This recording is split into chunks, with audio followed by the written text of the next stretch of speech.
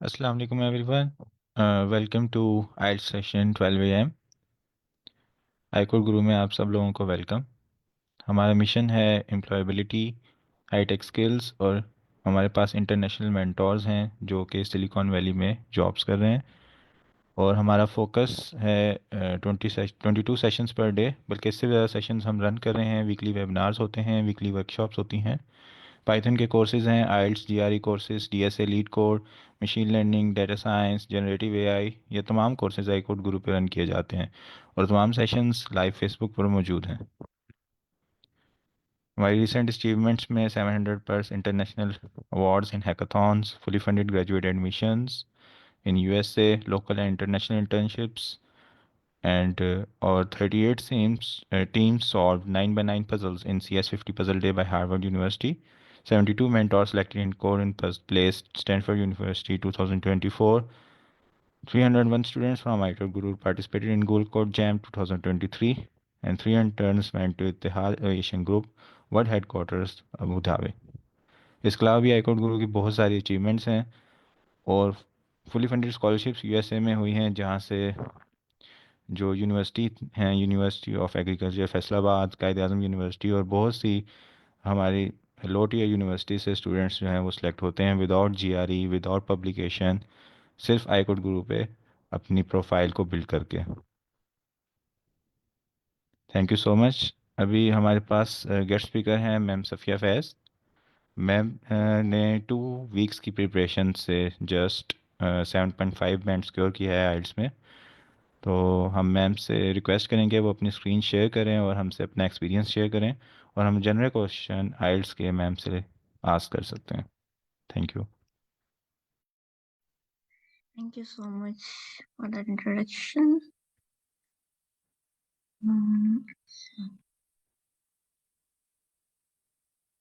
My screen visible? Yes ma'am visible है। अभी भी है ना, लेकिन मैंने इसको फुल स्क्रीन में करा है। अच्छा जी, अस्सलाम वालेकुम एवरीवन एंड हाँ, let's start with the IELTS exam कि क्या होता है, कैसे होता है, ब्रेकडाउन करते हैं इसका। फिर मैं अपने पर्सनल एक्सपीरियंस और थोड़े से टिप्स वगैरह भी शेयर करूंगी। So let's start with this. अच्छा जी, ओवरऑल आइल्स क्या होता है? तो बेसिकली अगर देखा जाए तो बहुत सिंपल अल्फाज में कहूँ तो एक इंग्लिश लैंग्वेज आपको चेक कर रहे होते हैं लोग कि जी आप कितने अच्छे प्रोफिशिएंसी में इंग्लिश बोल सकते हो। और ये इंटरनेशनली एक्सेप्टेड है। आपको अगर कहीं बाहर मूव करने के लिए भी जाना हो, जॉब के लिए भी जाना हो या पढ़ाई के लिए भी जाना हो, ये जरूरी होता है एक तरीके से। सिर्फ ये नहीं है, इसके साथ साथ और भी दूसरे आ गए हैं, तो टोफल भी हैं, टीईटी वगैरह भी हैं। लेकिन खैर ये जनरली मोस्टली एक्सेप्टेड होता है ज़्यादातर यूनिवर्सिटीज़ में। एंड नॉन नेटिव स्पीकर्स जैसे हम लोग हैं, जैसे सबको पता है कि हम लोग उर्दू या दूसरी जबान बोलते हैं, हम लोग इंग्लिश नेटिवली नहीं बोलते, तो उन लोग के लिए जज करना आसान हो जाता है कि हम किस लेवल पे इंग्लिश बोल रहे हैं। अच्छा जी, जनरली आइल्स की दो से ज्यादा टाइप्स होती हैं। एक यूकेवीआई भी होता है, that is specifically for United kingdom. But हम लोग दो मेन टाइप्स के बारे में बात करना चाहेंगे अभी। लाइक जनरल, यूजुअली लोग इमिग्रेशन, वर्क परमिट और सेकेंडरी एजुकेशन के लिए भी ये माना जाता है, लेकिन आज जो हमारा फोकस है for fully funded scholarships, masters या पीएचडी, उसमें आइल्स एकेडमिक माना जाता है। तो हाँ, हम लोग आइल्स एकेडमिक को ही फोकस में रख के उसके बारे में बात करेंगे आज, और in the next 4 weeks in fact.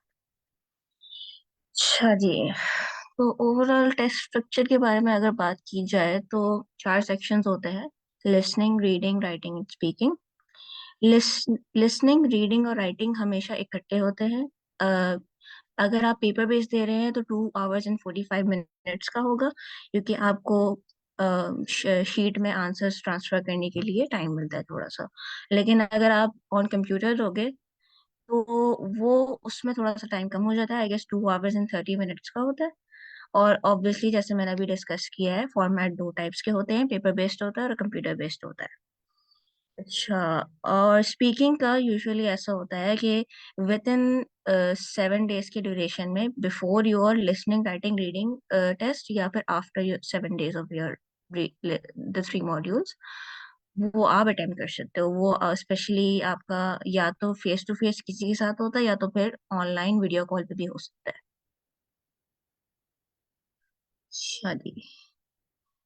Band score की बात करें तो कंसिडरिंग कि हम लोग सब ज्यादातर फुली फंडेड स्कॉलरशिप्स को ही टारगेट करना चाह रहे हैं, तो मिनिमम रिक्वायरमेंट आई गेस 6.5 होती है, और 7 तक में भी रिक्वायर होती है। तो अगर हम उसकी ओवरऑल डिस्क्रिप्शन पढ़ें तो वो चाहते हैं कि आपके पास एटलीस्ट इतना कमांड हो इंग्लिश में कि आप चीजें समझ पाए। कोई कॉम्प्लेक्स स्ट्रक्चर है, कोई सेंटेंस कोई कॉम्प्लेक्स स्ट्रक्चर के साथ बोला जाए, जिसमें काफी सारे ग्रामेटिकल स्ट्रक्चर्स हों और कॉम्प्लेक्स सिचुएशंस हो, उसको समझने की ना आप सलाहियत रखते हो बेसिकली। क्या अगर आप 5 पे होंगे तो ऑब्वियसली उनके लिए आपको चूज करना थोड़ा मुश्किल हो सकता है। हम्म। अच्छा जी, तो अब हम सेक्शन ब्रेकडाउन पे चलते हैं। लिसनिंग आपका 30 मिनट्स का होता है। जो 10 मिनट्स का जो ट्रांसफर टाइम मिलता है वो पेपर बेस्ड वालों को मिलता है, और कंप्यूटर बेस्ड वालों को 2 मिनट्स का टाइम मिलता है आफ्टर 30 मिनट्स, बस रिव्यू करने के लिए यूजुअली, वरना फिर एज सच एक्स्ट्रा टाइम नहीं मिलता आपको। और नंबर ऑफ क्वेश्चंस 40 होते हैं। 4 सेक्शंस होते हैं लिसनिंग में, और पर सेक्शन 10 क्वेश्चंस होते हैं। अच्छा जी, क्वेश्चन टाइप्स देख लेते हैं थोड़ा सा। मल्टीपल चॉइस होते हैं। मल्टीपल चॉइस भी दो टाइप्स के होते हैं। एक तो ये होता है कि आपके पास 3 चॉइसेस होती है, आपको उनमें से कोई एक चूज करना होता है, या तो आपके पास 5 चॉइसेस होती हैं, आपको उनमें से कोई 2 चूज करना होता है।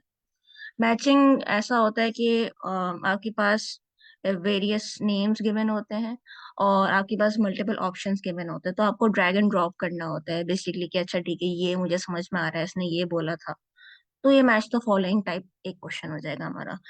Plan map label diagram labelling में यूजुअली ये होता है कि आपके पास एक डायग्राम होती है। जैसे कि हम लोग किसी मॉल में जाते हैं तो हमें एक डायग्राम सी मिली भी होती है, तो हमें पता होता है कि अच्छा, ठीक है, हम इसमें लेफ्ट या राइट जाएंगे, सीधा जाएंगे तो हमें ये शॉप मिल जाएगी। तो वो क्वेश्चन वो पेपर में भी आपके पास ऐसी एक डायग्राम होती है, लेकिन कुछ बिल्डिंग्स में ना ABCD करके लिखा हुआ होता है, और आपके पास साइड बाय साइड ना ऑप्शंस भी होते हैं, और नीचे नेम्स होते हैं शॉप्स के या फिर किसी भी चीज के। और उसमें अब वो ना साइड बाय साइड लिसनिंग में आपको बताते हैं कि जी एंट्रेंस से लेफ्ट जाओ, राइट जाओ, ये वो, और फिर आपको यहाँ पे वो बिल्डिंग मिलेगी, तो उसके वहां पर ना कोई ऑप्शन होगा, वो आपको चूज करना होगा, तो वो आपका आंसर होगा। तो वो बेसिकली ओवरऑल मैप वाला क्वेश्चन ऐसे ही होता है। सेंटेंस कंप्लीशन में इजी है कि एक सेंटेंस होगा, उसमें एक वर्ड मिसिंग होगा, और वो बात कर रहे होंगे उस चीज की, तो आपको वो स्पेसिफिक वर्ड समझना होगा कि भाई क्या है क्या नहीं है। अच्छा, form, note, table, flow chart, summary completion, ये भी थोड़ा सा सेंटेंस कंप्लीशन के ही सिमिलर होता है, बस में ये होता है कि टेबल फॉर्म में गिवन होता है। जैसे किसी शेड्यूल की बात की जा रही हो, तो शेड्यूल में अच्छा ठीक है, इस दिन में ये होगा और फिर ये इस तरीके से होगा, तो उस हिसाब से आपको सुनना होगा, और इन चीजों को लाइक टेबल या फ्लो चार्ट या किसी भी चीज में उसको फिल आउट करना होगा। Moving on to the next section. अच्छा, रीडिंग, इसमें आपके पास 60 मिनट्स होते हैं। 3 सेक्शंस होते हैं। नंबर ऑफ क्वेश्चंस वही 40 होते हैं, और तीनों सेक्शंस में आई गेस 13 12 ऐसे करके डिवाइडेड होते हैं। अच्छा, इसमें मल्टीपल क्वेश्चंस होते हैं, और इसमें दो टाइप्स के बेसिकली क्वेश्चंस होते हैं। कुछ इन ऑर्डर होते हैं, कुछ आउट ऑफ ऑर्डर होते हैं। इनका पता होना जरूरी है, क्योंकि फिर उस हिसाब से आप अपने क्वेश्चन को या अपने पैराग्राफ को टारगेट करते हो। जितने भी यहाँ पे लोअर राइट बॉटम में जितने भी मैचिंग वाले सवाल आपको नजर आ रहे हैं, ये आउट ऑफ ऑर्डर होते हैं। इसमें आप ये एक्सपेक्ट नहीं कर सकते कि पहले पैराग्राफ में अगर मेरा आंसर था, तो दूसरे पैराग्राफ में पहले पैराग्राफ में मेरे पहले क्वेश्चन का आंसर था, तो दूसरे पैराग्राफ में मेरे दूसरे क्वेश्चन का आंसर होगा। लेकिन आप बाकी सब में एक्सपेक्ट कर सकते हो। जैसे सेंटेंस कंप्लीशन है, सेंटेंस कंप्लीशन वैसे ही है जैसे हमने लिसनिंग में देखा था। एक लाइन होगी, एक लफ्ज गायब होगा, वो आपको पैराग्राफ से ढूंढ के फिल आउट करना होगा। समरी कंप्लीशन भी सेंटेंस कंप्लीशन की तरह ही ऑलमोस्ट होता है। अच्छा, मल्टीपल चॉइस वही जैसे मैंने पहले बताया था कि आपके पास 3 या 5 चॉइसेस होंगी, आपको उनमें से या तो एक या तो दो चूज करने होंगे। शॉर्ट आंसर क्वेश्चंस मुझे समरी कंप्लीशन और सेंटेंस कंप्लीशन के ऑलमोस्ट सिमिलर लगता है कि यही चीज हो रही है। अच्छा, ट्रू फॉल्स नॉट गिवन, और यहाँ पे एक और चीज मेंशन नहीं है, यस नो नॉट गिवन। अब ये दो डिफरेंट टाइप के सवाल है। Yes, true false not given तब होता है कि जब आपके पास एक रिसर्च पेपर का एक्सर्प्ट मौजूद हो और वो बेसिकली फैक्चुअल बातें हो रही हो और ये किसी रिसर्च बेस के ऊपर काम हो, तो उसमें बेसिकली आपको ये बताना होता है कि जी इस पैराग्राफ में कि लाइक ये बात लिखी हुई है या नहीं, या इसके अपोजिट बात लिखी हुई है, या तो ये बात लिखी हुई ही नहीं है जितना आपको पैराग्राफ दिया हुआ है। यस नो नॉट गिवन तब होता है जब एक पैराग्राफ जो हो आपका वो किसी राइटर ने लिखा हो, वो किसी राइटर का ओपिनियन हो। तो ओपिनियनेटेड में ना आप ये सोच नहीं सकते, बेसिकली डिपेक्ट नहीं कर सकते कि जो जैसे रिसर्च पेपर की अगर मैं बात करूं तो उसमें फैक्चुअल बातें हैं, कुछ चीजें आप खुद समझ भी सकते हो पैराग्राफ पढ़ के, लेकिन ओपिनियनेटेड बात में हर बंदे का ओपिनियन डिफरेंट होता है, और ये यूजुअली पार्ट 3 के जो पैराग्राफ्स होते हैं वो थोड़े ओपिनियनेटेड होते हैं। तो उसमें यस नो नॉट गिवन आता है, और उसमें बेसिकली हमें बहुत केयरफुली पढ़ना पड़ता है कि जी इनका ओपिनियन ये था या नहीं। अगर ये था तो यस, अगर ये नहीं था तो नो, अगर उन्होंने इस बारे में बात करी ही नहीं है तो नॉट गिवन। लेबल और डायग्राम में यही होता है कि यूजुअली एक डायग्राम गिवन होती है और मल्टीपल जगह खाने गायब होते हैं और आपको पैराग्राफ पढ़कर उनको फिल करना होता है। अच्छा, now coming on to the out of order questions. Matching heading में बेसिकली ये होता है कि आपके पास सारे पैराग्राफ्स होते हैं ना, ABCD करके लिखा हुआ होगा, और आपके पास साइड बाय साइड बहुत सारी हेडिंग्स भी होंगी। तो इस क्वेश्चन का यही होता है कि आपको जैसे पैराग्राफ पढ़ना है, समझना है कि इसका सेंट्रल आइडिया क्या है, और फिर आपको उसको हेडिंग देनी है।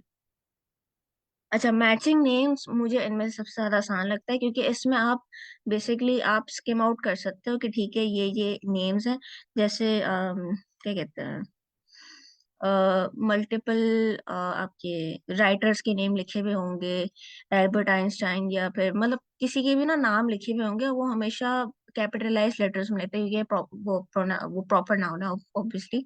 तो उसमें से आप ये कर सकते हैं, आप उसको हाईलाइट कर लो और फिर ये पढ़ लो कि जी इन्होंने क्या ओपिनियन दिया था, क्योंकि हमेशा वो कोटेशंस में ही मेंशन होगा कि जी इन्होंने ये बात बोली थी, और फिर उस हिसाब से आपको मैच करना होगा कि अच्छा ठीक है ये आदमी है, इसने ये बात बोली थी, तो आपको ऐसे मैच करना होता है इसमें। Matching information to paragraphs and matching sentence headings. तो ये ऑलमोस्ट सिमिलर लगता है मुझे कि मैचिंग सेंटेंस हेडिंग्स के एक पैराग्राफ होगा, उसमें पैराग्राफ नहीं, आपके पास पूरा ही पैराग्राफ होगा, आपको उसमें देखना होगा कि ये सेंटेंस कहाँ था और इसकी एंडिंग में क्या माखौज लिखा हुआ था, आपको उस हिसाब से मैच करना होगा। एंड इंफॉर्मेशन टू पैराग्राफ्स में भी यही होगा कि आपको खुद ही देखना होगा कि जी ये इंफॉर्मेशन कहाँ गिवन थी, आपको उस हिसाब से पैराग्राफ में मैच करना होगा।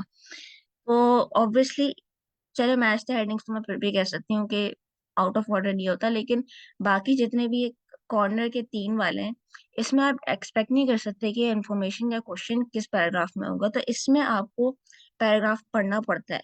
लेकिन बाकी जितने भी क्वेश्चंस है उसमें अप्रोच मैं पर्सनली यही कहूंगी कि कीवर्ड सर्च करना ज्यादा बेहतर होता है, क्योंकि आपको पता है कि जी ये इन ऑर्डर ही होंगे हमेशा, at least most of the time, except for the fact that आखिरी के जो कुछ 5 सवाल होते हैं टेस्ट के, वो हम एक्सपेक्ट नहीं कर सकते कि वो इन ऑर्डर है या आउट ऑफ ऑर्डर है।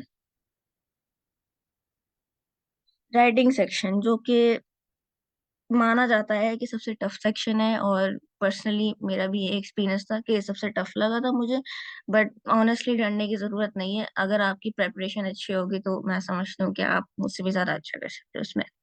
अच्छा, टास्क 1 बेसिकली रिपोर्ट राइटिंग होती है।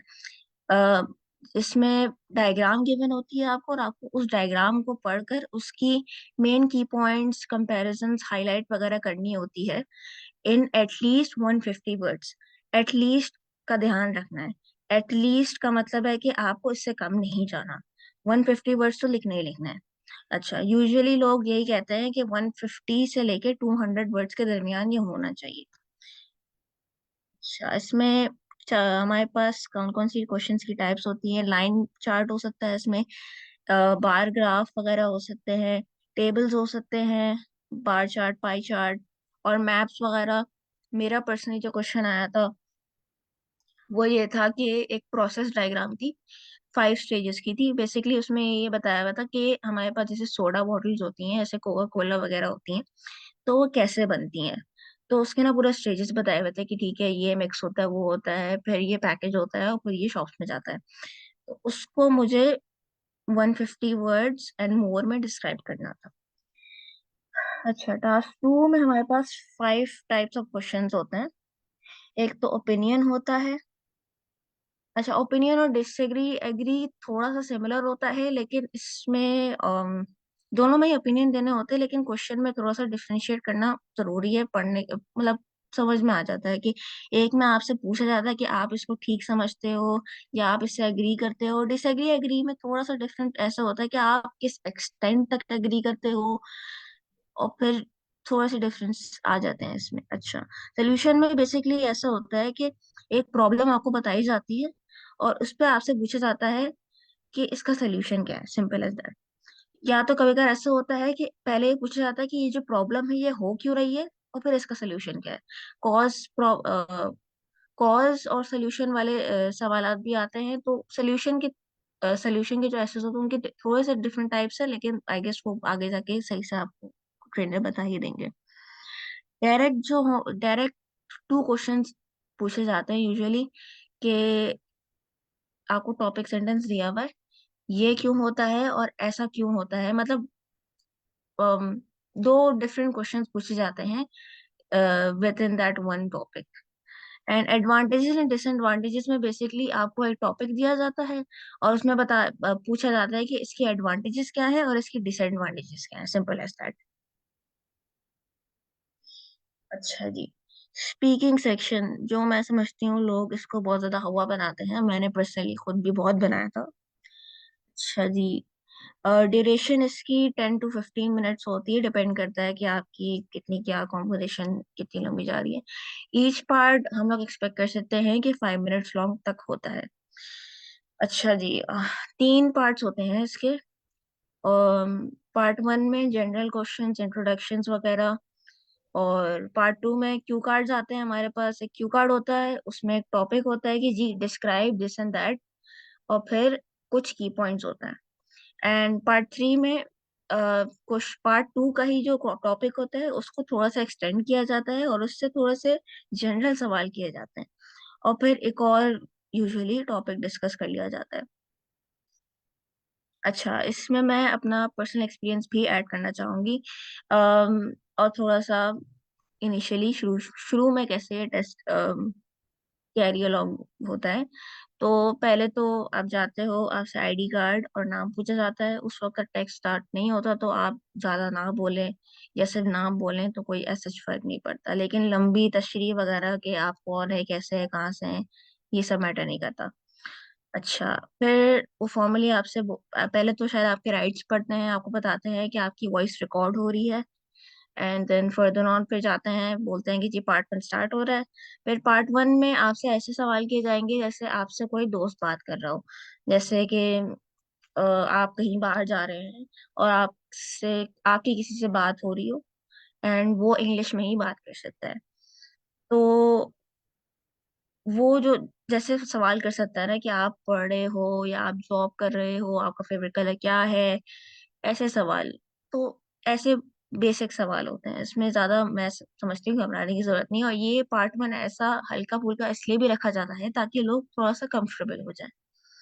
पार्ट 2 में ऑब्वियसली यहाँ से थोड़ा सा गेम चेंजर वाली चीज हो जाती है कि क्यू कार्ड होता है आपके पास, और फिर थोड़ा सा घबराहट भी होने लगती है कि जी 2 मिनट तक बोलना है। एंड पर्सनली मैं भी नहीं बोल पाई थी, घबराहट की वजह से, नर्वसनेस की वजह से।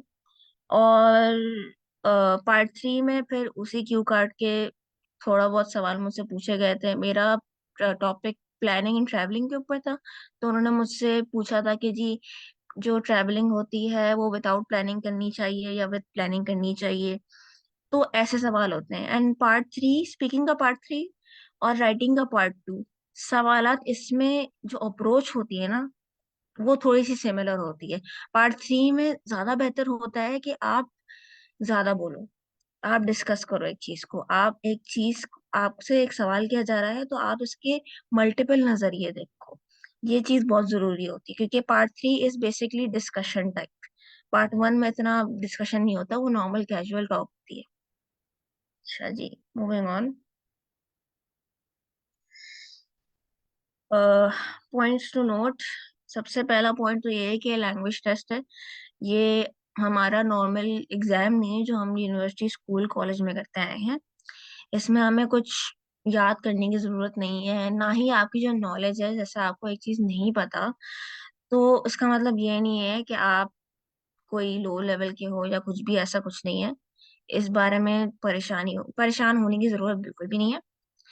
अच्छा, दूसरा पॉइंट मैं समझती हूँ बहुत जरूरी है कि हम लोग ये सोचते हैं कि जी आइल्स में, राइटिंग में और स्पीकिंग में अगर हम बड़े बड़े अल्फाज बोलेंगे, इडियमेटिक लैंग्वेज यूज करेंगे बहुत ज्यादा, तो सामने वाला बड़ा इम्प्रेस होगा। ये बात बिल्कुल गलत है। आप जितना फ्लुएंसी लाओगे या जितना स्पीकिंग के टर्म्स में अगर मैं बोलूँ, आप जितना फ्लुएंटली बोलोगे तो आपके नंबर ज्यादा अच्छे आएंगे। और अगर मैं राइटिंग के टर्म्स में बोलूँ तो आप जितना सिंपल लिखोगे या जितना आसान लिखोगे, बेसिकली अगर मैं उर्दू का एक जुमला बड़ा आसान से लिखूं और एक पुरानी उर्दू वाला जुमला लिखूं, तो आप चाहोगे कि यार आसान वाला पढ़ो, पुरानी उर्दू वाला तो बिल्कुल समझ नहीं आ रहा। तो यही सेम केस इंग्लिश में भी होता है। अगर आप बहुत मोटे मोटे अल्फाज यूज करोगे ना, तो एग्जामिनर का दिल नहीं करेगा पढ़ने का। अगर आप आसान, वही बात आसान लफ्जों में कहोगे तो एग्जामिनर उसको पढ़ना भी चाहेगा। अच्छा, एक हाँ तीसरी बात भी बहुत इंपॉर्टेंट है कि एक वर्ड को ओवर यूज नहीं करना। इस पूरे एग्जाम में मैं समझती हूँ राइटिंग में और स्पीकिंग में भी जितनी कोशिश हो सकती है, पैराफ्रेजिंग करें। मतलब एक ही चीज को या तो उल्टा करके बोल दें कि जी पहले से, अगर जैसे राइटिंग में मैं सपोज करती हूँ कि एक सिनेरियो है कि जी ये बहुत होता है लेकिन ये थोड़ा कम होता है, तो ऐसा क्यों होता है। तो फिर जब मैं सवाल स्टार्ट करूंगी तो मैं पहले बोलूंगी कि ये बहुत कम होता है लेकिन ये बहुत ज्यादा होता है। तो वही बात तो सेम बोली है मैंने, लेकिन बस हेरा फेरी कर दी। तो ये चीज करना राइटिंग में और स्पीकिंग में बहुत जरूरी होती है। और सिनोनिम्स भी यूज कर सकते हो आप, वो ज्यादा अच्छा होता है। अच्छा, ग्रामर मैं समझती हूँ कि बहुत इम्पोर्टेंट होता है इस टेस्ट के लिए। और फिर इस चीज को ब्रश करना, बहुत ज्यादा पॉलिश करना बहुत जरूरी होता है, क्योंकि ये बहुत मैटर करता है। अगर आप डेड के साथ पास्ट टेंस फॉर्म लगा देते हो तो ये चीज ना बहुत मैटर करती है टेस्ट में। और यूट्यूब शॉर्ट्स, आई गेस हम लोग सब आजकल रील्स बहुत देखने लग गए हैं, तो रील्स में ही अगर हम जॉनरा चेंज कर दें, अपना टॉपिक चेंज कर दें और हम ग्रामर नॉलेज उससे एक्यूमुलेट करना शुरू कर दें, तो वो ज्यादा बेहतर होगा। अच्छा, make sure you know the pronunciation and proper use of every word. हाँ, ये बहुत जरूरी है। एक लफ्ज बेशक उसका सिनोनिम हो, लेकिन उसको ना दूसरे टर्म्स में यूज किया जा सकता है, ऐसा भी पॉसिबिलिटी हो सकती है। तो अगर आप उसी लफ्ज को ना अगर जबरदस्ती घुसाने की कोशिश करोगे ना एक जुमले में, तो बहुत अननेचुरल लगेगा पहली बात। और अगर उसके मायने उस जुमले में फिट भी नहीं हो रहे होंगे ना, तो वो बहुत बुरा लगेगा। तो पर्सनली मैं भी यही सजेस्ट करूंगी कि आप लोग ऐसा नहीं करिएगा। अगर पैराफ्रेज नहीं भी हो रहा, अगर कोई सिनोनिम याद भी नहीं आ रहा, तो उस जुमले को ना उल्टा सीधा करके, मतलब स्ट्रक्चर तो सही रखे, लेकिन अगर एक बात आगे की गई थी दूसरी बात पहले की गई थी, तो उसको ही आगे पीछे करके अगर लिख देना, तो वही एक तरीके से पैराफ्रेजिंग हो जाती है। अगर ऐसे भी हो सकता है तो ऐसे ही कर ले, लेकिन मैं पर्सनली कहूंगी कि जितना पैराफ्रेजिंग, जितना आप सिनोनिम्स को में कमांड रखोगे, जितना अच्छा आप उसको करोगे, तो उतना अच्छा आपका स्कोर आएगा। और लास्ट पॉइंट भी बहुत अच्छी सजेशन है कि अगर एक लफ्ज, जैसे आप बुक रीडिंग कर रहे हो या फिर आप कोई वीडियो देख रहे हो, तो ये सब करते हुए अगर कोई एक लफ्ज आपने कोई सुन लिया जो आपको बिल्कुल भी नहीं पता, उसके बारे में उसकी मीनिंग ढूंढे फर्स्ट ऑफ ऑल। ये मेरी पर्सनली एक अच्छी आदत थी कि जब भी मैं कोई आर्टिकल पढ़ती हूँ किसी के भी बारे में, तो एक बहुत अजीब सा लफ्ज मुझे नजर आ जाता है, तो मैं उसके बारे में मीनिंग सर्च करती हूँ और फिर देखती हूँ कि भाई इसको सेंटेंस में कैसे यूज किया जाता है, और उसके बारे में ना कोशिश करती हूँ कि मैं उसको अपने सेंटेंस में यूज भी करूँ, नॉट सिर्फ written but even in speaking. जितना आप उसको बोलोगे, लिखोगे, चैट पे बोलोगे, तो आप फेमिलियर हो जाओगे, अच्छा ठीक है ये लफ्ज इसलिए यूज होता है। अच्छा जी, अब हम कॉमन मिस्टेक्स पे आ जाते हैं। अच्छा, राइटिंग में जैसे मैंने कहा कि उतने लफ्ज नहीं लिखे आपने, जैसे कि एटलीस्ट 150 टास्क वन में हमें लिखने होते हैं एंड टास्क टू में हमें एटलीस्ट 250 लिखने होते हैं। अगर आप उतने नहीं लिख पाओगे तो उसमें नेगेटिव मार्किंग होती है, उसमें मे बी शायद आपके 6 बैंड भी ना आ पाए, इवन दो आपने बात पूरी लिखी हो लेकिन 6 बैंड भी ना आ पाए। ये बहुत कंसर्निंग बात है। अच्छा, स्पेलिंग मिस्टेक्स और पुअर वोकैबुलरी। अच्छा, एक बात यह है कि मैं पर्सनली लोगों को रेकमेंड तो करती हूँ कि राइटिंग की अगर प्रैक्टिस करनी है तो एमएस वर्ड में करें, क्योंकि एमएस वर्ड हमें वर्ड काउंट बता देता है, एंड अगर आप आइल्स ऑन कंप्यूटर दोगे तो वहां पे भी आपको वर्ड काउंट डिस्प्ले हो रहा होगा।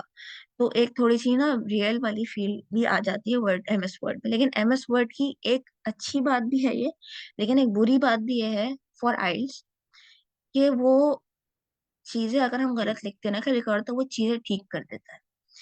अब आइल्स ऑन कंप्यूटर में ये वाली चीज है नहीं। मैंने भी पर्सनली टाइप करते हुए बहुत सी स्पेलिंग मिस्टेक्स करी थी, लेकिन मुझे उसको बहुत बार प्रूफ रीड करना पड़ा, एंड उसके लिए भी टाइम बचाना होता है, एटलीस्ट 10 मिनट्स मैं पर्सनली कहूंगी। लेकिन मतलब मेरे पास 10 मिनट बचे थे, अब ऑब्वियसली किसका कैसा टाइम मैनेजमेंट है वो तो डिपेंड करता है उनके ऊपर खुद। लेकिन हाँ, ये बहुत जरूरी है कि आप मिस्टेक्स को देखो, और वोकैबुलरी भी जितनी अच्छी की जा सकती है उतनी अच्छी करें, लेकिन आपको शेक्सपियर जैसी इंग्लिश नहीं बोलनी है वहां पे। नॉर्मल एक जैसे कोई भी नॉर्मल अमेरिकन या फिर यूरोपियन जो इंग्लिश लोग हैं उनकी तरह बोलनी है, और कोई महारत हासिल नहीं करनी है, बस आपको दिखाना है कि आपको इंग्लिश आती है। अच्छा, थर्ड पॉइंट ये है कि राइटिंग में, अब टास्क टू में स्पेशली, टास्क वन में तो चले हम अपने आइडियाज देते ही नहीं है, टास्क वन रिपोर्ट राइटिंग है, उसमें हम अपने आइडियाज नहीं देते हैं, उसमें हम सिंपली सामने जो लिखा हुआ है उसको एक्सप्लेन करते हैं। टास्क टू में हमें अपने आइडियाज बेसिकली बताने होते हैं कि जी ये क्यों हो रहा है, ये किस लिए हो रहा है, इसका सोल्यूशन क्या है, तो ये आपका आइडिया, ये आपसे पूछा जा रहा है।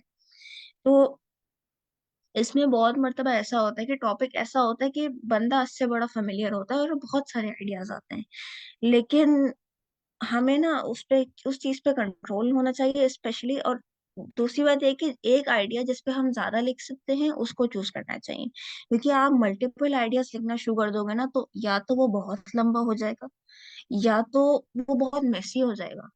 पढ़ने वाले को समझ ही नहीं आएगा कि जी पहले पैराग्राफ में उसने पहली आइडिया के बारे में बात करी और फिर अचानक से दूसरे आइडिया पे आ गया। और हो भी सकता है कि आपने इंट्रोडक्शन में 2 आइडियाज मेंशन करे हुए हो और अपने बॉडी पैराग्राफ में 3 आइडियाज मेंशन कर दिए हो, तो इंट्रोडक्शन में आपने वो मेंशन ही नहीं करा और कंक्लूजन में एक और आइडिया आ जाएगा, तो फिर जो पढ़ने वाला एग्जामिनर होगा वो परेशान हो जाएगा कि यार इसका माइंड तो यार हर जगह है, इसका माइंड कहीं फोकस नहीं है।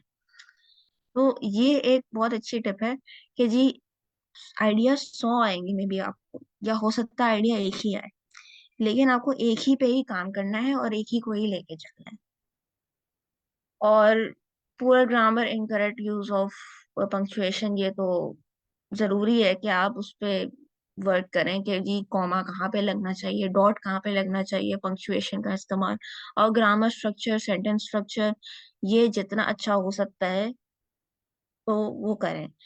और इसकी पर्सनल टिप मैं यही दे सकती हूँ कि आप जितना ऐसे राइटिंग पे फोकस करें, लोगों के मॉडल एसेस पढ़ें, ठीक है, और कोशिश करें कि आप उसको मतलब सवाल लें और खुद करें, और फिर उसको कंपेयर करें कि जी ये मॉडल ऐसे से कितना खराब है कितना अच्छा है, या आपको समझ में आएगा कि आप कितने पानी में बेसिकली।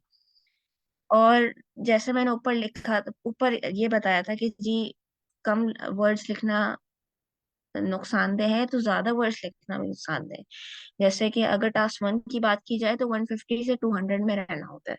टास्क 2 में 250 से 300 में रहना होता है।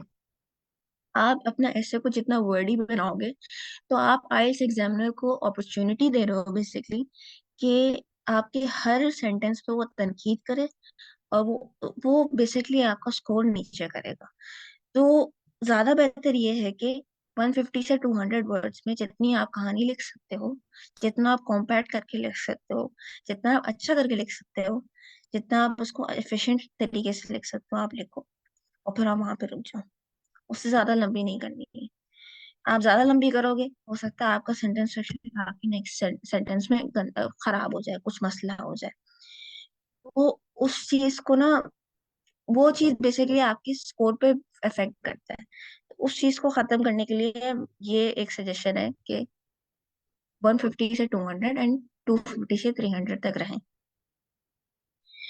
अच्छा, mistakes to avoid in reading. अच्छा, रीडिंग द होल पैसेज, ये बहुत आयरॉनिक बात लग रही होगी कि भाई रीडिंग है, मुझे तो पैसेज पढ़ना ही है, लेकिन इतना बड़ा पैसेज होता है ना, स्पेशली एकेडमिक में।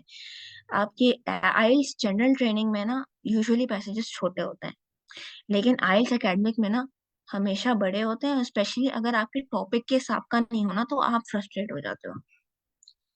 तो इसमें एक चीज ये होती है कि जो पॉइंट 2 में लिखा हुआ है कि नॉट फाइंडिंग कीवर्ड्स, अगर आप कीवर्ड्स ढूंढ लो ना, अब जैसे मैं अपना एग्जांपल शेयर करना चाहूंगी इसमें, कि पहला ही क्वेश्चन था, पता नहीं शायद yes not true false not giving का था, एंड ना उसमें लिखा हुआ था कि this this did not happen in 17th century. अब मुझे पता था मुझे 17th सेंचुरी देखना है। 17th सेंचुरी कभी भी ना पैराफ्रेज या फिर चेंज नहीं हो सकता। 17th सेंचुरी का लफ्ज 17th सेंचुरी में ही बोल सकते हैं। मैंने वो लफ्ज उठाया, मैं पहले पैराग्राफ में गई, मैंने देखा 17th सेंचुरी का कोई लफ्ज है, नहीं, ठीक है, पहले पैराग्राफ में मेरा आंसर नहीं है। दूसरे पैराग्राफ में गई, 17th सेंचुरी का लफ्ज है, हाँ है, ठीक है। अब मैंने पढ़ना शुरू किया। अगर मैं पहले पैराग्राफ को पढ़ती, फिर दूसरे पैराग्राफ को पढ़ती, और फिर मुझे आंसर मिलता, तो मेरा टाइम वेस्ट होता। और दूसरी बात इसमें ये मैं ऐड करना चाहूंगी कि पहले सवाल को अप्रोच करें, फिर पैराग्राफ में आए। क्योंकि आप पहले पैसेज पढ़ लेते हैं पूरा, वो आपके 15 मिनट खा गया, फिर आप सवाल पे आए, फिर आपको याद ही नहीं रहा भाई ये बात कहाँ लिखी हुई थी, फिर आप पैसेज पे गए, फिर आपको वापस पढ़ना पड़ा, अब ये 20 मिनट हो गए, तो टाइम जाया हो रहा है इससे। मुझे याद है 15 मिनट में एटलीस्ट मेरा पहला सेक्शन पूरा हो गया था, और वो इसीलिए हुआ था कि मैंने पहले क्वेश्चन को अप्रोच करा था। तो ये बहुत अच्छी टिप है और मैं पर्सनली कहूंगी कि आप लोग भी इसको फॉलो करें। अच्छा, तीसरा भी बहुत इंपॉर्टेंट है, और ये चीज yes no not given and true false not given में होती है। क्योंकि बेसिकली अगर ये सब यस नो होता या फिर ट्रू फॉल्स होता ना, तो हमें नॉट गिवन के बारे में सोचना नहीं पड़ता। लेकिन जब हम पैराग्राफ पढ़ते हैं ना, तो हमें समझ नहीं आता कि यार ये गिवन है भी या नहीं, क्या पता मैं इस चीज को सही से इंटरप्रेट नहीं कर पा रहा हूँ या कर पा रही हूँ। तो ये चीज देखनी पड़ती है। लेकिन अपने आप को ना थोड़ा सा स्टॉप भी लगाना पड़ता है कि जी जो लिखा हुआ है ना, उससे आगे पीछे मैंने सोचना ही नहीं है, जो लिखा हुआ है वही सही है। अगर उसका उल्टा मेरे सवाल में लिखा हुआ है तो नो है, अगर यही लिखा हुआ है तो यस है, अगर लिखा हुआ ही नहीं है तो नॉट गिवन है। तो इस चीज पे भी कंट्रोल और महारत हासिल करना भी एक स्किल है, जो कि प्रैक्टिस से ही आएगी। अच्छा, स्पीकिंग में एडिंग फिलर वर्ड्स। अच्छा, अब जैसे हम लोग यूजुअली अल्फाज सोचने लग जाते हैं कि ये बोलना है, वो बोलना है, फिर ऐसे हम लोग शुरू कर देते हैं बोलना। तो कुछ कुछ केसेस में तो ये एक्सेप्टेबल होता है, कंसिडरिंग पार्ट 3 में आपसे ऐसे सवाल पूछे जाते हैं जिसमें आप कभी कभार स्टटर भी करोगे, या फिर आपको होगा कि यार ये सवाल, ये चीज तो मैंने कभी सोची ही नहीं। तो उसमें फिर आपका निकल सकता है, क्योंकि उनको पता है कि आप, उन्होंने आपके सामने किस लेवल का सवाल रखा है। एंड पर्सनली अगर मैं अपना एक्सपीरियंस शेयर करूँ पार्ट 3 का, तो मुझसे एक सवाल किया गया था जो कि मैं समझती हूँ कि जो भी मुझे सुन रहा है वो भी अपने बाल को जाएगा, क्योंकि सवाल ही इतना अजीब था। उन्होंने मुझसे पूछा था कि दो लोग हैं, एक जो पंक्चुअल है, दूसरा जो पंक्चुअल नहीं है टाइम टाइम के लिहाज से। उन लोग की अगर कॉन्वर्जेशन होगी तो क्या होगी। अब ये एक सिनेरियो मैं समझती हूँ कोई भी नहीं सोचता होगा, और ना मैंने कभी सोचा था, और मुझसे पार्ट 3 में ना आपको सोचने का टाइम नहीं मिलता, आपको फौरन फर बोलना होता है। तो उस वक्त मैं अजीब हो गई, मैंने बोला ये कैसा सवाल है, ये मुझे समझ ही नहीं आ रहा। तो उसमें कुछ चीजें फिर बोलनी पड़ती है, या तो कि ये चीज मैंने कभी सोची नहीं थी, लेकिन अगर मैं इस बारे में सोचूं तो मैं इसको इस तरीके से सोचूंगा। तो ये वाली चीजें भी ना, ये भी एक स्किल है जो कि आप या तो किसी यूट्यूबर को देख के, जो अच्छा यूट्यूबर है जो बेसिकली सही से पढ़ाता हो, या फिर ये आई कोड गुरु के सेशंस लेकर आपको समझ में आएगा कि यार अच्छा ठीक है, अगर ऐसा कोई डिफिकल्ट सवाल मेरे सामने रखा जाए तो ये चीजें बोलनी है मुझे, रादर देन कि मैं उनकी शक्ल देखूं, या मैं अपने बाल को जाऊं, अपने हाथ को जाऊं, दीवारों को ताड़ूं, ऐसा नहीं है। एक सवाल आपके सामने रखा गया है, आपको उसको अप्रोच करना है, बेशक आपकी उस जॉनरा में एक्सपर्टीज नहीं है। अच्छा, पार्ट 2 भी बहुत जरूरी है कि जी, अगर आपसे पूछा जाए कि आपको ये खाना पसंद है, तो आपको सिर्फ हाँ नहीं बोलना है, आपको बोलना है हाँ चूंकि ये वो रीजन है।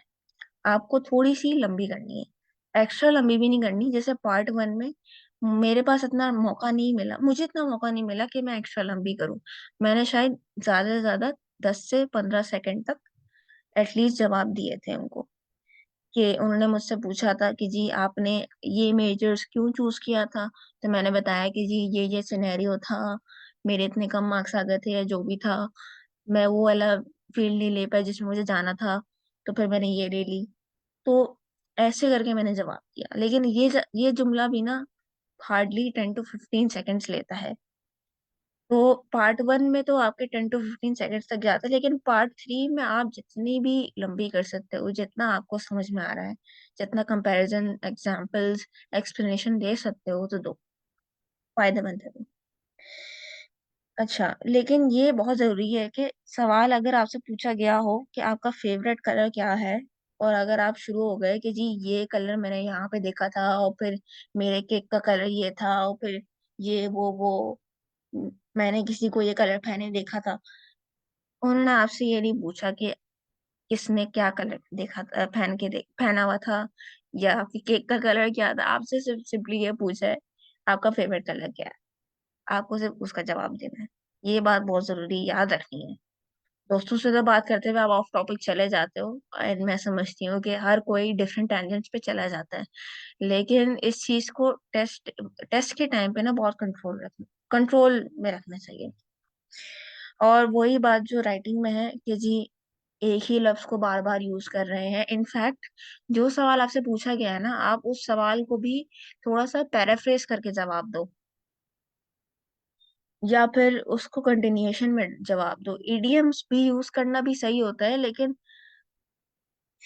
जैसे फिश आउट ऑफ वाटर, या फिर बहुत डिफिकल्ट इडियम्स नहीं, लेकिन जैसे बहुत जो कैजुअल मैनर में या इनफॉर्मल मैनर में इडियम्स बोले जाते हैं, मैं समझती हूँ, या फ्रेजेस बोले जाते हैं, मैं समझती हूँ वो यूज करना बेहतर होता है, क्योंकि वो नॉर्मल लैंग्वेज में यूज किया जाता है।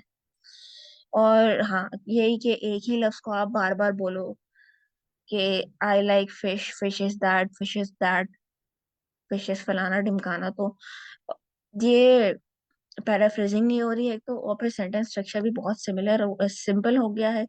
और फिर आप एक वर्ड फिश को बहुत बार यूज कर रहे हो, आप इट भी यूज कर सकते हो उसकी जगह पे।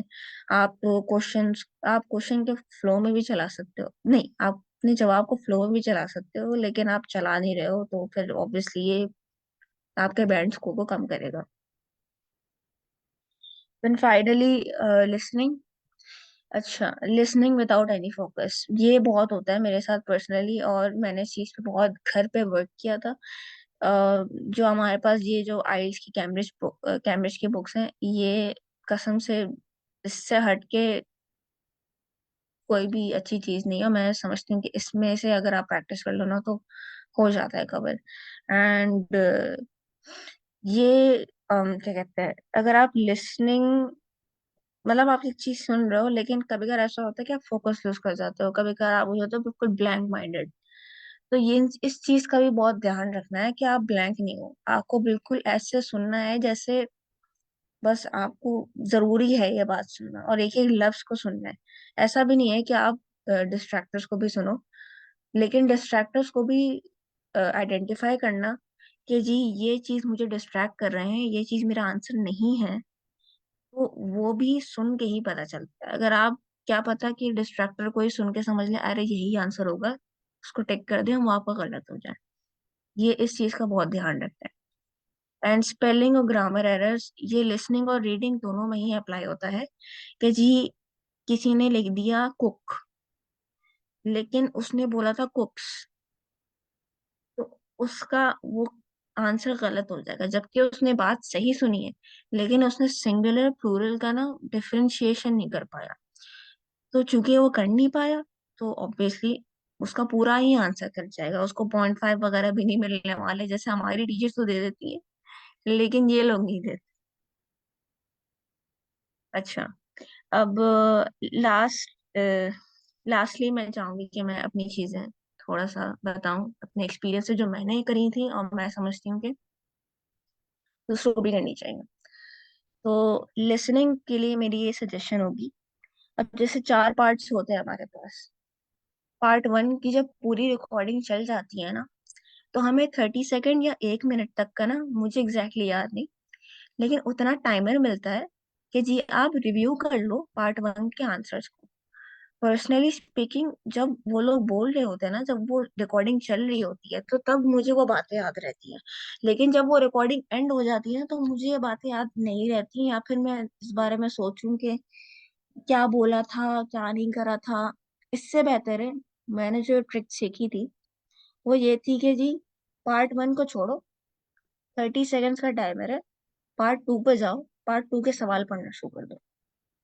और ये चीज ना पार्ट 4 में बहुत काम आती है, क्योंकि पार्ट 1 में आई गेस 2 ब्रेक्स मिलते हैं आपको, कि जी 1 to 5 का आपको बोला जाएगा, आप इतने का जवाब दोगे, फिर एक ब्रेक मिलता है कि जी आप इतने सवाल पढ़ लो क्योंकि इसकी बात होने वाली है, फिर एक और ब्रेक मिलता है कि जी आप इन सवालों को पढ़ लो, इनकी बात होने वाली है, फिर एक लंबा ब्रेक मिलता है छोटा सा कि आप सारे आंसर्स को रिव्यू कर लो। फिर पार्ट 2 और पार्ट 3 में 2 ब्रेक्स मिलते हैं, और पार्ट 4 में कोई ब्रेक ही नहीं मिलता। और पार्ट 4 हमेशा टफेस्ट होता है, क्योंकि वो थोड़ा सा रिसर्च बेस्ड या फिर थोड़ा सा ना लेक्चर बेस्ड होता है। जैसे हम लोग लेक्चर सुनते हैं ना कि जी कंप्यूटर ऐसा है या वो है, कंप्यूटर के अंदर ये चिप होती है, ये वो, RISC-V बहुत ज्यादा, मतलब क्या कहते हैं, टेक्निकलिटीज पे चले जाते हैं। तो पार्ट 4 हमेशा एक लेक्चर बेस्ड टॉपिक होगा, कि उसी का ही ना एक चंक होगा बेसिकली, और उसमें कोई ब्रेक्स भी नहीं होगी। तो ये चीज ना फिर पार्ट 3 का जब आप आंसर कर लोगे ना, तो जो आपको जो छोटा सा पोर्शन ऑफ टाइम मिलेगा, तो उसमें आप थोड़ा सा जितना पढ़ सकते हो, ऐसे 31 से लेकर अगर 36 तक भी आंसर सवालात आपने पढ़ लिए और समझ लिए, तो एक बेनिफिट देता है आपको कि जी फिर जब पार्ट 4 पे वो आएगा और फिर आपसे कहेगा कि आपके पास इतना टाइम है, आप सवालों को पढ़ लो, तो आप पूरा, आपको पता होगा कि जी ये पार्ट है और ये वो है। क्योंकि मैं समझती हूँ कि पार्ट 4 में जब वो कहता है कि पार्ट 4 के ये सवालात हैं, आप इतने इतने पढ़ लो, ये इसकी पूरी रिकॉर्डिंग चलेगी, तो मैं समझती हूँ कि वो टाइम थोड़ा इनएडिक्वेट है, थोड़ा सा कम है। उतने में पूरा पार्ट आप पढ़ नहीं सकते, सारे सवाल आप पढ़ नहीं सकते। तो ये टिप पार्ट 4 के लिए स्पेशली काम आती है, क्योंकि होता यह है कि चारों पार्ट खत्म होने के बाद आपके पास फिर भी 2 मिनट होते हैं। अगर आप पर पार्ट 30 सेकेंड भी दो ना, कि आप स्पेलिंग चेक कर लो, कुछ गलत तो टाइप नहीं हो गया, इतना इनफ होता है। तो लिसनिंग के लिए ये एक पर्सनल टिप है जो कि मैंने अप्लाई करी थी। रीडिंग में इन ऑर्डर क्वेश्चंस को पहले अप्रोच करो, जो जैसे मैंने डिस्कस किया था यहाँ पे। हाँ, ये जितने भी ये हमारे पास हैं एक्सेप्ट फॉर D3, जितने भी हैं ये सब इन ऑर्डर है। तो क्योंकि आप एक्सपेक्ट कर सकते हो कि यार एक पैराग्राफ है, इसमें मुझे आंसर मिल गया है, तो हो सकता है कि दूसरा सवाल है वो दूसरे पैराग्राफ में मिल ही जाएगा। तो मैं पर्सनली टाइम बचाने के लिए ये कहूंगी कि इन ऑर्डर सवालों को पहले कर लो, एंड आउट ऑफ ऑर्डर जो है उनको बाद में कर लो। अच्छा, कीवर्ड सर्च ऑब्वियसली इम्पोर्टेंट है, मैंने पहले डिस्कस कर दिया था इस चीज को। और हाँ, नाम को हाईलाइट कर लें। अगर आपको पता है कि जैसे एक सवाल, पहले तो सवाल का ओवरव्यू कर लिया करें जब भी आप पार्ट नेक्स्ट पार्ट पे आए, और आपको पता है कि आपके पास मैचिंग द नेम्स वाला सवाल आ गया है, तो सबसे पहले आप पैराग्राफ में जाएं और जितने भी नाम हैं जिन जिन लोग के, सबको हाईलाइट कर दें, सबको स्किम आउट करें। हमेशा नाम कैपिटलाइज्ड फॉर्म में लिखा हुआ होगा, जाके हाईलाइट कर दें सबको। सबसे आसान तरीका। मेरे पास ऐसा सवाल आया था और मैंने सबसे पहले ये करा था, मैं सबके नाम हाईलाइट कर दिए थे। मुझे बड़ी आसानी हुई थी फिर उनके ओपिनियंस पढ़ने में। एंड थर्डली, जब आपने एक सवाल आंसर कर लिया है, ठीक है, आपको पता है अभी आंसर कहाँ मौजूद है, लेकिन आपको फिलहाल पता है जब आप पार्ट 3 पे होंगे ना, आपको शायद नहीं याद हो, और अगर आपने अपना क्वेश्चन रिव्यू के लिए छोड़ा होगा ना, तो शायद मसले हो जाए आपको। तो ये भी चीज मैंने करी थी कि जब मैंने एक आंसर दे दिया था, तो मैंने उस लाइन को हाईलाइट कर दिया था। अच्छा, by the way, IELTS on computer में आपके पास ऑप्शन होता है कि आप हाईलाइट कर लो वर्ड्स को या सेंटेंसेस को, आप आराम से हाईलाइट कर सकते हो। सेलेक्ट करना होता है और राइट क्लिक करना होता है, और वो दे देता है आपको ऑप्शन हाईलाइट करने का। तो हाँ, इसमें भी इतना बड़ा मसला नहीं होता।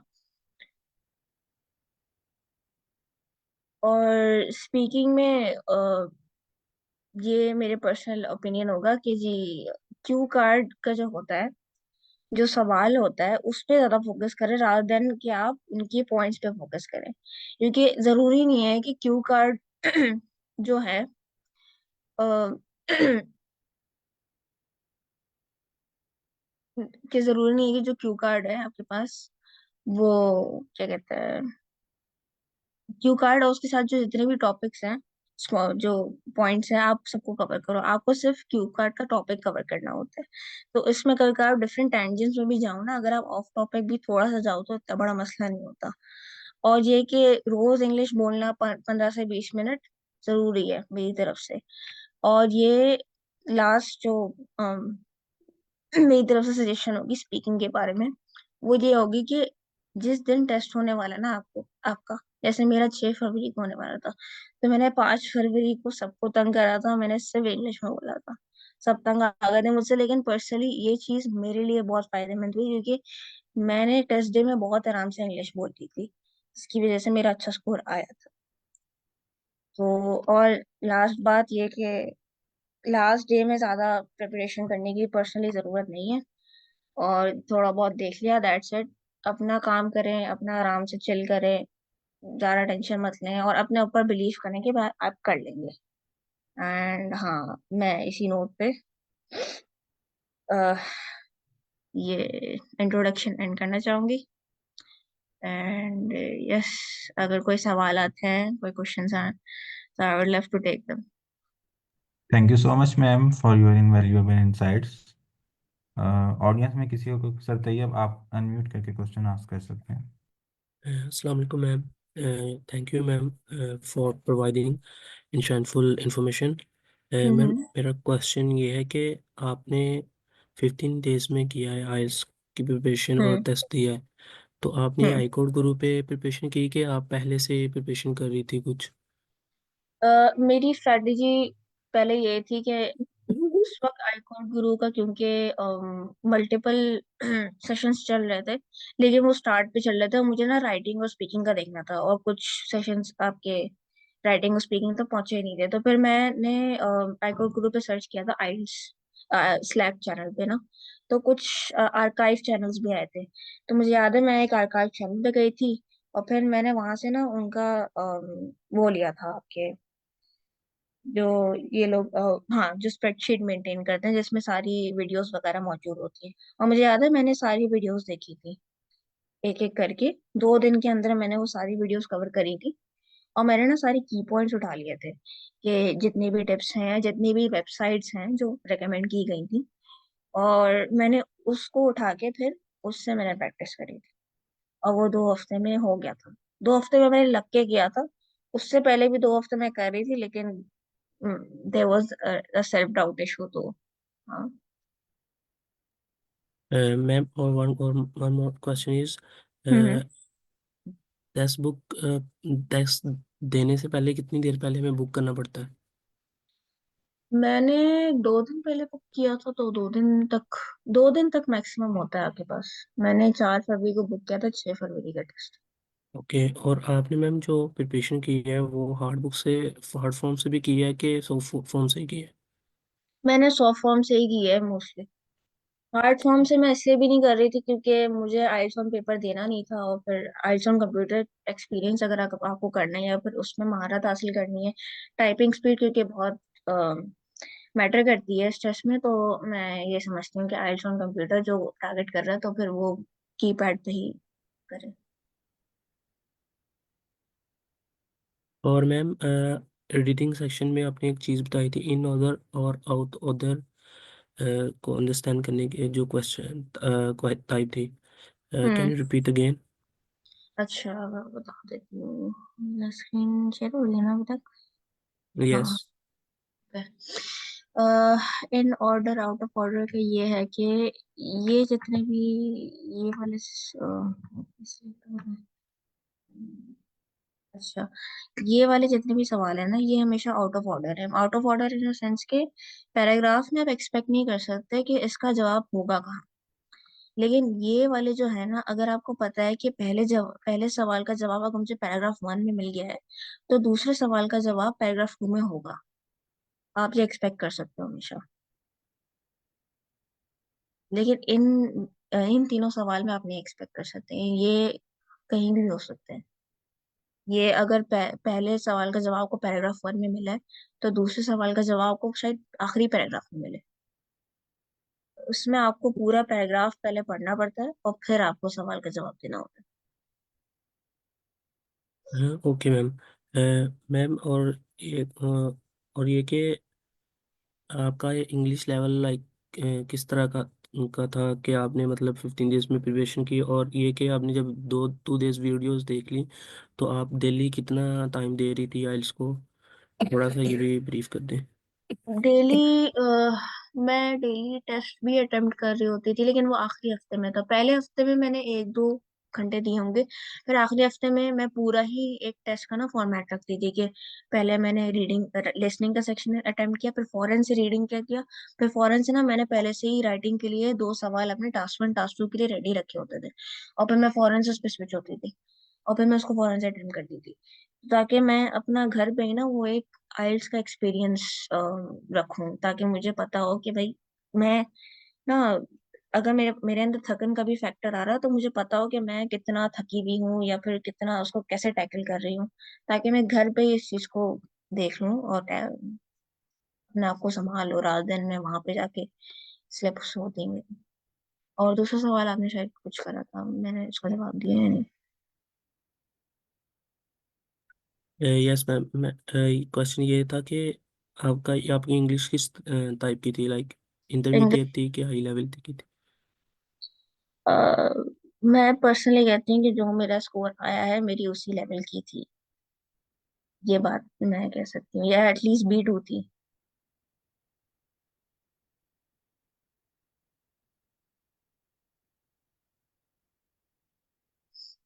Thank you ma'am for answering my queries. कोई बात नहीं।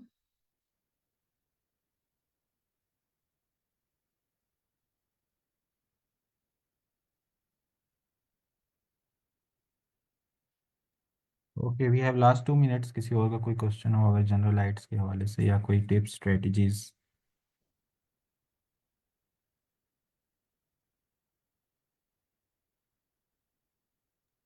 Thank you so much ma'am.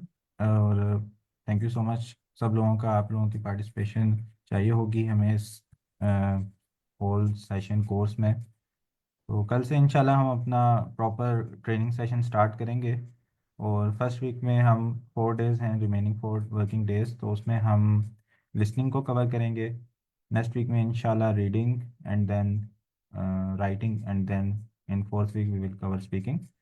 तो ज़्यादा सेशन में तो हम स्ट्रेटजीज़ को कवर करेंगे, टिप्स एंड स्ट्रेटजीज़ और question types and how to handle them. लेकिन सेशन को खाली अटेंड करने से आप आइल्स को कवर नहीं कर सकते, आपको अपनी भी प्रैक्टिस करनी पड़ेगी। और इसमें जितनी आप प्रैक्टिस करेंगे उतना ही आपका स्कोर अच्छा होगा। Thank you so much. अस्सलाम वालेकुम सर। वालेकुम सलाम। सर एक सजेशन थी कि अगर हम पहले राइटिंग को कर लें फिर आगे हम बाकी सेशन को करें, क्योंकि राइटिंग थोड़ा सा मुश्किल लगता है सबको, साथ साथ प्रैक्टिस भी होती रहेगी तो। अच्छा, इसमें बेसिकली ये है ना कि हम अगर बिगनर के लिहाज से देखें जो आइल्स को भी स्टार्ट कर रहे हैं, उनके लिए बेहतर यही होता है कि वो लिसनिंग से स्टार्ट करें, क्योंकि आहिस्ता आहिस्ता उनको आइल्स के एसेंट वर्ड्स वोकैब सारी चीज़ें पता चलती हैं। थोड़ा अंदाज़ा होता है कि आइल्स को किस तरह की चीज़ें पसंद हैं और किस तरह से उसका सारा इन्वायरमेंट है। तो फिर इसलिए वो इस तरह से डिज़ाइन किया गया है कि पहले हम थोड़ा सा उस इन्वायरमेंट में अपने आप को ढाल लें एंड देन सब्सिक्वेंटली हम मूव करें राइटिंग की तरफ। तो अब ये मुझे पार्टिसिपेंट्स का थोड़ा आइडिया चाहिए। आप लोग काइंडली अनम्यूट करके बारी बारी बताएं कि आप सब लोग आइल्स को अभी स्टार्ट कर रहे हैं या आप लोगों का पहले एक्सपीरियंस है आइल्स के साथ।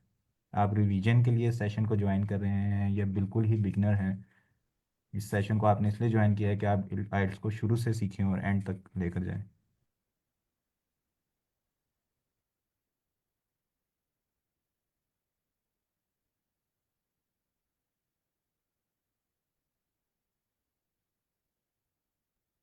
ठीक है।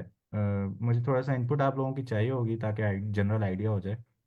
सर बेसिकली सारे बिगनर्स हैं, और राइटिंग को अगर हम शुरू में करते हैं तो I think so it's not a good idea, because writing को स्टार्ट करना थोड़ा सा डिफिकल्ट भी है। तो राइटिंग के लिए हमें पहले वोकैब चाहिए, हमें पहले वर्ड्स चाहिए, वर्ड्स की कलेक्शन चाहिए। उसके ऊपर अगर हम 4 हफ्ते पहले से लगा चुके होंगे तो हमारे पास राइटिंग के लिए कुछ मटेरियल होगा ताकि हम लिख सकें। हम एकदम से लिखने बैठेंगे तो हम तो ब्लैंक हैं इस टाइम सारे, तकरीबन we are beginners sir. Okay. Sir Hamza, हम सॉरी टू डिस्टर्ब, हमारा टाइम एंड हो चुका है, हम ऑलरेडी 1 मिनट एक्स्ट्रा ले चुके हैं, तो काइंडली आप वाइंड अप कर दें 1 मिनट में। ठीक है, मैं इसको वाइंड अप करता हूँ। तो हम इसी तरह चलेंगे, सारे पैटर्न जो ओवरऑल वर्ड में फॉलो होते हुए यही होता है। पहले लिसनिंग होती है, फिर रीडिंग राइटिंग, और आइल्स का जो पेपर पैटर्न है वो भी इसी तरह से है। तो हम इसी तरह से इसको लेकर चलेंगे। और अभी आप लोगों को ये सब कुछ इंटिमिडेटिंग लग रहा होगा, लेकिन कोई इतनी मुश्किल बात नहीं है। जाहिर बात है, इंसान एक और में मतलब सब कुछ आइल्स को पूरा नहीं सीख जाता। इसको साथ साथ लेकर चलना पड़ता है और साथ साथ इंसान सीखता रहता है। तो इंशाल्लाह आपके लिए सारी चीज़ें बहुत इजी होंगी। और हमने बस इस चीज़ को साथ अडॉप्ट होना है, आइल्स को अपनी हॉबी बनाना है। और सेशन के अलावा भी आप जनरली, जैसे मैम ने शेयर किया कि आप यूट्यूब शॉर्ट्स देखते ही हैं, तो उसमें आइल्स को देख लें। आप पाकिस्तानी ड्रामास कुछ दिन ना देखें, इंडियन मूवीज़ कुछ दिन ना देखें। आप इंग्लिश सीजन्स देख लें, ऐसे सीजन्स देखें जिनमें ब्रिटिश एक्सेंट यूज़ हो रहा है। सूट्स है, उसके अलावा एक दो और सीजन्स हैं, उनको देखें और इस नज़रिए से देखें कि सबटाइटल्स ऑफ करें और उन देखें, लिपसिंग देखें और देखें कि वो कैसे बोल रहे हैं, उनका एसेंट क्या है, और उनको अपने आप को अडॉप्ट करें। फर्स्ट वीक में हम इंशाल्लाह लिसनिंग कवर करेंगे और पता भी नहीं चलेगा फर्स्ट वीक कैसे गुजरेगा, 1 आवर के सेशन में बहुत स्पीड से गुजरते हैं। और थर्ड वीक हमारा राइटिंग का होगा, तो पता भी नहीं चलेगा। राइटिंग जिन लोगों को स्टार्ट करनी है, थर्ड वीक भी आ जाएगा और पता भी नहीं चलेगा। थैंक यू, और thank you so much everyone. Take care, अल्लाह हाफिज़। और पहले दिन ये होता है ज़्यादा पार्टिसिपेंट्स होते हैं, फिर आहिस्ता आहिस्ता ड्रॉप होते जाते हैं, लेकिन आप लोग इंशाल्लाह कमिटेड रहें, मोटिवेटेड रहें, और आइल्स को कोई बहुत बड़ी हवा नहीं समझें। हर चीज़ हो जाती है। और आइल्स मेरे ख्याल से बहुत इजी है, क्योंकि इसके अंदर आपका कोई नॉलेज टेस्ट नहीं हो रहा, सिर्फ इंग्लिश स्पीकिंग है, और हम बचपन से सीख रहे हैं इंग्लिश को। बस हमने थोड़ा सा अपने आप को पॉलिश करना है और रिवाइज करनी चीज़ें जो हम बचपन से करते आ रहे हैं। Thank you so much, take care, अल्लाह हाफिज़। Thank you so much sir, हम ऑफिस में मीटिंग एंड करता हूँ। और सर बस रिक्वेस्ट है कि नेक्स्ट टाइम से हम कोशिश करेंगे कि अपनी 12:58 तक मीटिंग को एंड कर दें हर हाल में। Thank you so much everyone, अल्लाह हाफिज़। अल्लाह हाफिज़।